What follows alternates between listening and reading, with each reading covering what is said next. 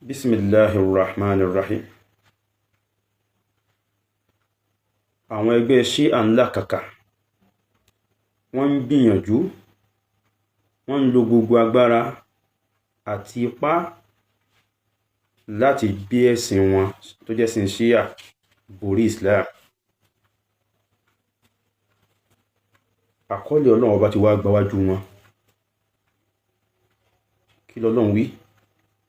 Ọlọ́run ọba ní a'udhu billahi minash shaitanir rajim. Huwa alladhi arsala rasulahu. Ọba tẹ́mi ròyìn fún yín, òun lọba tó rán òjíṣẹ́ rẹ̀ níṣẹ́ bil huda, pẹ̀lú ìmọ̀nà ọ̀hún lálẹ́ Qur'an, wa dinil haqqi, àti ẹ̀sìn òdodo. Kí ló jó ṣe yìí? Li yuzhirahu ala dini kullihi, nítorí kí ó lè ṣàfihàn Islam. Islam wà lókè gbogbo ẹ̀sìn. Wa kafa billahi shahida. Àyà tó lálàáfíà ni ìbẹ̀nú al-Qur'an. Èyí fi wá lọ́kàn balẹ̀, ó jẹ́ àmà pé gbogbo bó ti wù kí wàhálà àwọn ẹlẹ́sìn Shia ọ̀pọ̀ tó, àbí làkàkà wọn kò lè tún ìwọ̀n ẹyọ kan nínú Islam, kò lè mì Islam. Wa ja'ala kalimata alladhina kafaru sufla wa kalimatullahi hiya al-ulya. Gbogbo yìí táwa ń ṣe yìí, à ń ṣe káwa náà ò lè gbà ládàá, kálá kọ́lẹ̀ rí wájú Ọlọ́run. Bọ́lọ́run bá ṣe rí bómi tó lè gbà tijú wa, ó lè wẹ́yọ ọ̀kan ìfi tijú wa. Wọ́n fẹ́ dẹ̀sìn Ọlọ́run ọba rú, wọ́n fẹ́ gbé ẹ̀sìn Shia borí Islam, a sì sọ pé kò sí tó jọ. Ládàá la fẹ́ gbà. Àìpẹ́ yìí ni a sọ̀rọ̀ lórí ọ̀kan náà àwọn ọmọ ẹgbẹ́ Shia tó yarí, tó ní gbogbo tá ń sọ yìí òun ṣe mọ́ tó ń fẹ́ sọ lórí ẹ̀mọ́, ẹjá dá ṣogun ni ká máa wá lóra wa káàkiri náà. Gbérin ń ò gbérin, ewó tí ṣòkòtò bàbá rẹ̀ ló wọ̀wóde. Kí ló dìjànú eléyìí ní ìsìn? Sọ̀rọ̀ mímọ̀, sọ̀rọ̀ kéwú. Bẹ́ẹ̀ máa pariwo pé ìmọ̀ wà, kíní kan wà, kíní kan wà. Àwọn èèyàn ń jáde sórí afẹ́fẹ́, wọ́n ń sọ̀rọ̀ mà. Wọ́n náà sọ tiẹ̀, kí n fìtínà ara pẹ̀lú ogun. Láìpẹ́ yìí, kò tí ì pẹ́ náà, lọ̀kanú àwọn ọmọ ẹgbẹ́ Shia òun ṣe kéré pọ̀ tiẹ̀. Níbẹ̀ tí ń wo mi, níbẹ̀ tí ń wo òun, bábo òun kì í ṣẹgbẹ́ sàábé. Ọ̀kan náà àwọn tán wá jọ máa fẹ́ mi ọmọ kéwú, òun rí, ó wá bí mi lánàá pé àwọn ọmọ rẹ̀ nìkan tó ní bàbá òun ju sàábé lọ. Mo ní òfin ẹgbẹ́ wọn lè sọ̀rọ̀, kì í sọ̀rọ̀ Islam. Nínú Islam, nínú ẹ̀sìn, kò sẹ́ni tó tó sàábé. Lẹ́yìn àwọn ànábì Ọlọ́run ọba, àwọn sàábé ló tẹ̀lé kù.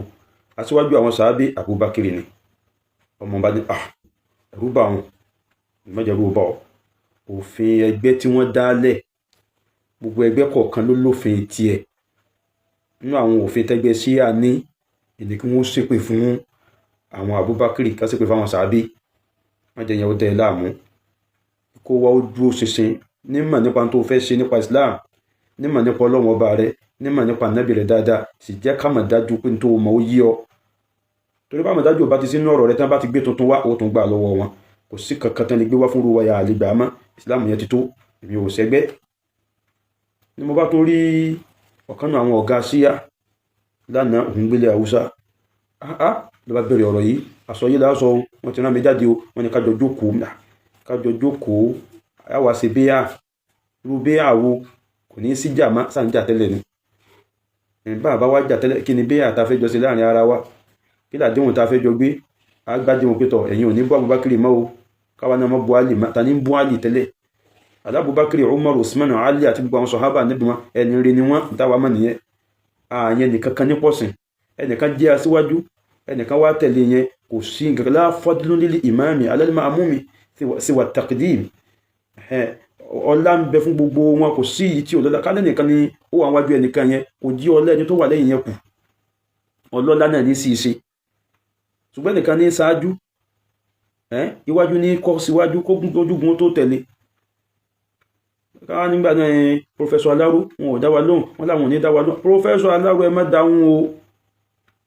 Àṣejù ń tara Ṣakí tí ń wá sẹ́rẹ̀ kó Ìbàdàn tó lẹ́yìn odi fara àsẹ́yìn. Torí bí orí bá dáni sí, ìlà àgbé. Ibi orí dákó wá sí kò dúró mẹ́. Ẹni tí ibi tó wọ̀ bá ti tẹ́ lọ́rùn kó kún bẹ́ kò bọ́ bòmí. Nígbà tí Islam ò tẹ́ àwọn lọ́rùn má, wọ́n bọ́ sínú ẹ̀sìn Shia. Ọlọ́run dákun má jẹ́ ká wo ṣerú ẹ̀ bí sí àwọn ò bá ti tẹ́ wọn lọ́rùn má kan bọ́ sínú Islam in tó wà láàrin wa náà ni pé ẹ má bú Abubakar má ẹ má bú sàábì kankan má ẹ fà wọn sàábì lẹ̀ Ọlọ́run ti sọ̀rọ̀ wọn ọ̀rọ̀ àwọn sàhábà yìí náà Ọlọ́run bá ń sọ́nà Al-Qur'an tó ní wa ma lakum alla tunfiqu fillah walillahi mirathu samawati wal ardi wa la yastawi minkum kò sí fi wéra wọn láàrin yìí man anfaqa min qabli al-fathi ẹni tó ti náwó nára námi rẹ̀ síwájú kí fatihu Makkah tó ṣẹlẹ̀ wa qatala tó sì jà sójú ọ̀nà Ọlọ́run ọba qatala abẹ̀yẹn kì í ṣe pópá yẹn o lọ́dọ̀ àwọn ẹgbẹ́ Ṣíà àwọn ní qatala ní pópá yẹn ní fi ilé oní aráàfin mẹ́rin qatala ó jà sójú ọ̀nà Ọlọ́run ó gbìyànjú sójú ọ̀nà Ọlọ́run ulaika a'zamu darajatan Ọlọ́run láwọn táwọn wí àwọn tó bí nípò minal ladhina anfaqu min ba'du wọ́n tó bí nípò ju àwọn tí wọ́n wá náwó nára nẹ́mi tí wọ́n lẹ́yìn tí wọ́n lọ lẹ́yìn ìgbà tí Fatihu Makkah ti ṣẹlẹ̀ lọ wa qatalu táwọn náà sì jà sójú ọ̀nà Ọlọ́run wa kullan ṣùgbọ́n ìkíní kejì wọn wa'ada Allahu al-husna ní aládéhùn tó dá níwájú Ọlọ́run wallahu bima ta'maluna khabir àwọn sàhábà Ọlọ́run bá ń báwí tí ò rújú ó lè mẹ́jà àwọn sàhábà lọ́dọ̀ àwọn Ṣíà o ṣùgbọ́n ní Islam àwọn sàhábà Ọlọ́run bá ń báwí ó lè jáde nìkan Ọlọ́run bá ń báwí náà rẹ̀ lọ́dọ̀ tiwọn nípa báyìí àsọyíwo ni tó ní ká jókòó káwa kí àwọn àfẹ́ẹ̀sìn àwọn Professor Aláró àwọn Professor Aliagan àtàwọn tí wọ́n rí bẹ́ẹ̀ bẹ́ẹ̀ lájà àfẹ́ẹ̀sìn káwá jókòó lẹ̀ ti ẹlẹ́sìn Ṣíà àwájọ máa gbádùn ẹ̀ní bàlímọ́ àwọn òní bàbá kiri mọ́ kò sí onísùnà kankan olùtẹ̀lé tọ́nà tẹ̀lé tàbí kankan tí ó bú sàábì kankan débi tí wọ́n wà yẹn sàábì kan ní pọ̀sì ipò kan lọ́dà ọ̀kan ní òdá